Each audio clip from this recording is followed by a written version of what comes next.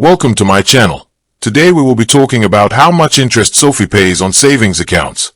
When it comes to high-yield savings accounts, SoFi offers competitive annual percentage yields, but the exact rate you earn depends on whether you set up direct deposit or maintain qualifying deposits.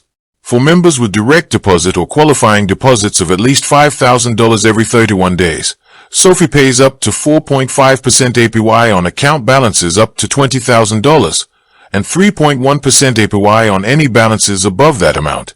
If you do not have direct deposit or qualifying deposit set up, the standard baseline interest rate drops significantly. So utilizing direct deposit is key to maximizing your returns. New members also frequently get access to promotional offers, such as a limited time APY boost for their first several months, pushing introductory rates even higher. Beyond the interest rates, SoFi stands out by charging zero account fees, meaning no monthly maintenance fees, no overdraft fees, and no minimum balance requirements to keep the account open.